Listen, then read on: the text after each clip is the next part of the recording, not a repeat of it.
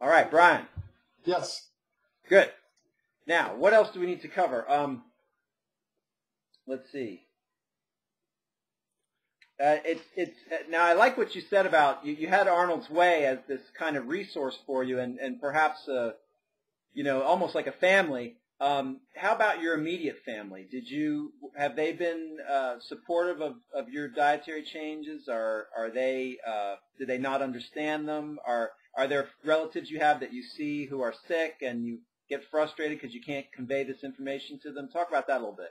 I've had a little bit of everything you just said right there.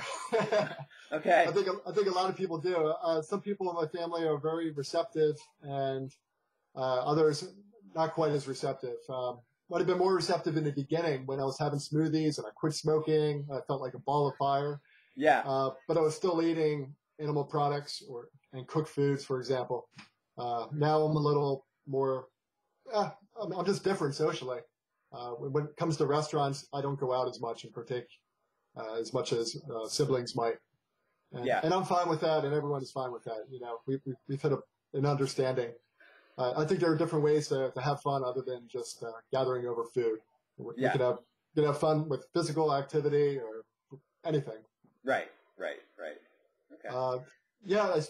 Some family members actually have been sick, and I've been directing them to my website. I'm happy to answer questions, and I wish I could help light a fire under everyone and really get them to go this path, but it doesn't always work that way. And you just got to do what you can and inspire as many. Now, if somebody invites you for Thanksgiving, will you go ahead and go to that? That's a good question. I haven't had a traditional Thanksgiving in some time. I was in Thailand last year for Thanksgiving, and the year before that, there was a special Thanksgiving potluck at Arnold's Way. So. Okay, gotcha. It's a good question. All right. I think I would go because Arnold talks about this pretty extensively with me. He's got 11 grandchildren, and Arnold eats cooked food 3 times a week, and he's forthcoming with that. He wants to have relationships with his family, and he doesn't want food to drive a wedge. He's all vegan, but he wants to partake in experiences and not just go out and have a 100-calorie salad and be miserable because there's not enough food. So, some people do that, and I think that's great. In my case, cooked food, it just doesn't make me feel good. So I suffered from some brain fog. Eating vegan burritos anyway. I don't know how it felt eating potatoes, but it just didn't appeal to me to eat plain potatoes. So at that point, I was like, rather be wholly raw. All right. Wow. Are there any you've already given some, but just broadly speaking, are there any tips or recommendations you'd give for conventional eaters who are considering this lifestyle approach? I think the best thing anyone can do to start is just to have green smoothies for breakfast. I think so many people are mineral deficient, and I think having the greens with the fruit is just such a dynamic combination, and it produces great results in people. 4 years prior to having green smoothies, I was having a fruit smoothie almost every day. I just didn't get the same results. Granted, the smoothie was only a couple of 100 calories. It was just like 1 or 2 bananas and half a pound of frozen berry medley. Once I added the greens, I just felt something so different in me. So now, describe for me a typical recipe for a green smoothie. Would that be? I think you kind of alluded to it earlier, but let's say your breakfast smoothie, that's 11 oranges and then how many greens? How much greens? For the breakfast one, it's 11 oranges and a pound of strawberries. But then I save the greens for lunch. Oh, okay. Yeah, I'll munch on celery sticks for breakfast, I'll say, but I really have most of the greens the next 2 meals. I use a half pound of romaine and 11 bananas. Okay. And that has a good taste after it's all blended together. It does, yeah. I used to use kale and collards, things a lot of people gravitate toward. There's so much talk about kale having this high nutrient index, but kale didn't make me feel so good after a while. I went back to it a day last year. First time in 6 months, I had quite a stomachache. Yeah. I'm okay with spinach, and once in a while I'll have dandelion. Those are the 3 I go for: romaine, spinach, and dandelion. It's almost always romaine now. Yeah, I agree with that. I find that the lettuces are the most enjoyable green there is. I mean, I'll eat some kale, but it's a little strong, you know. It is, yes. All right. Let's see. So, since you are up on the calorie thing, how many calories would you say you take in a day? I ate a lot. I ate 4,000 calories a day. Okay. Okay.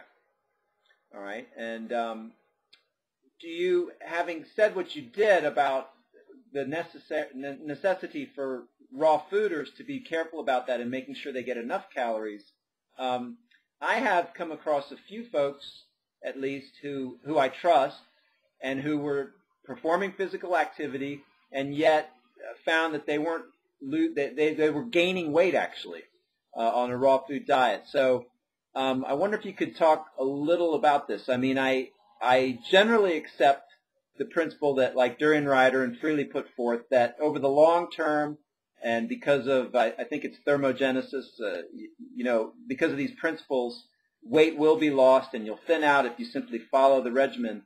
But I also feel like there's some truth to the notion that there is a calories in, calories out formula.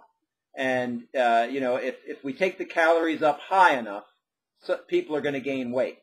So now it may be impossible because with raw food, there's only so many bananas, so much watermelon you can eat. But what's your take on this? As far as anyone ever becoming obese on fruit, I think that's impossible.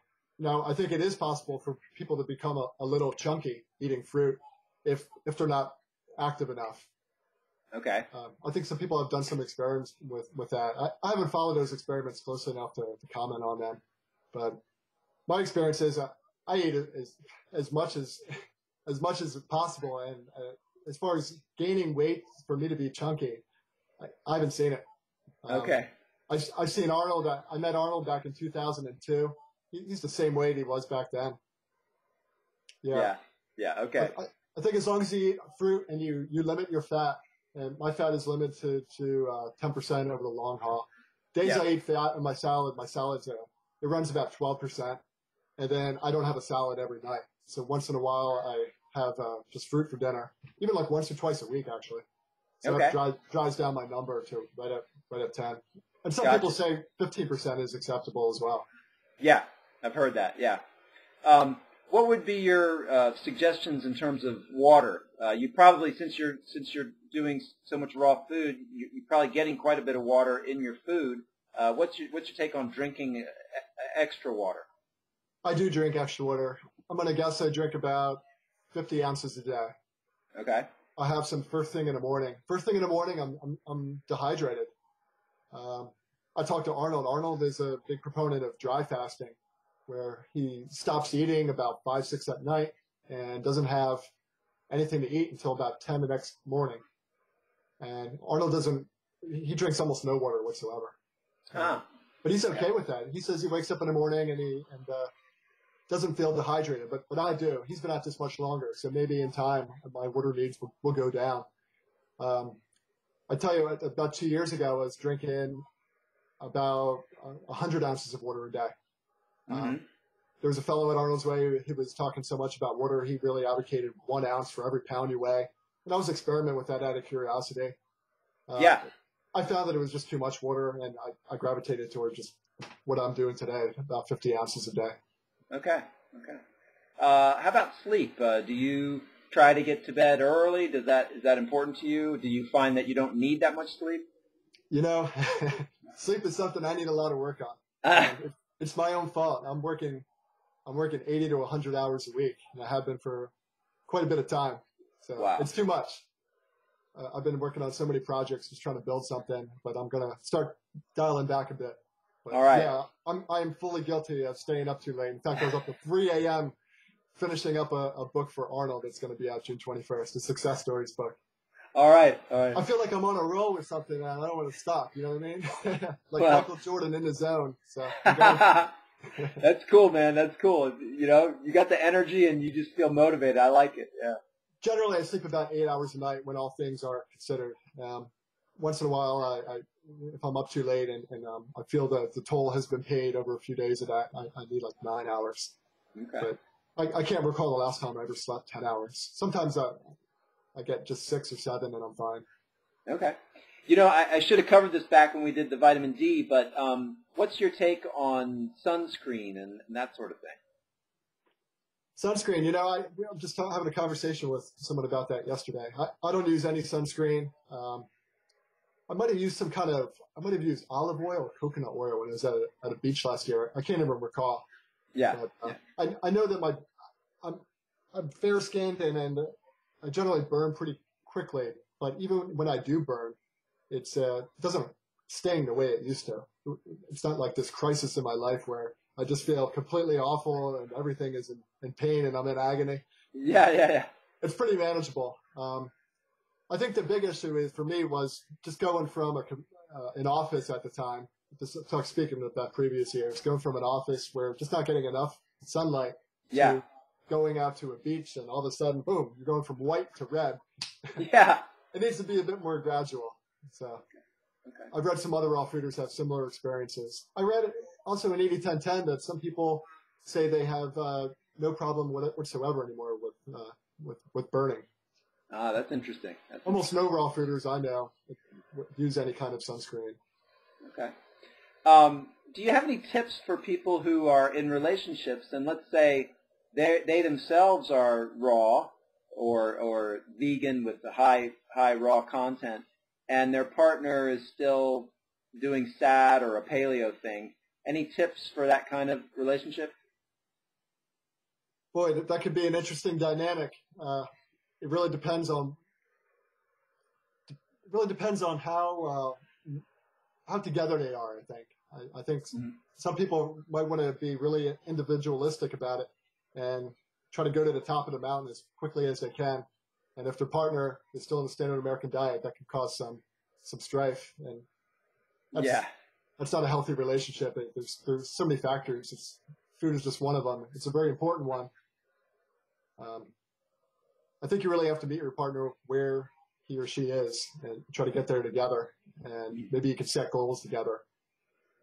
So as opposed to trying to do this overnight or within 3 months, maybe you set a pace of a year. And I think these changes, if you really just focus on one meal at a time, then the changes can be very easy and gradual and natural. And I think it could be a beautiful thing. It's like you're taking a walk to a beautiful destination, hand in hand, and that would be lovely. Nice. I like that. All right, Brian. Well, is there anything you'd like to add in here? Anything that you think we might have missed? I have two more things I'd like to mention. I have 2 other books. One is called Alive, and it's a raw food transition guide. It's a 4-step guide to going raw. And okay. It's basically what I did, but I tinkered it a little bit. Like I said earlier, how I was having the afternoon smoothie at 2-3 o'clock. I changed that to lunch. And it's just a more focused way of doing it. And I'm trying to appeal to lots of different people to try this lifestyle.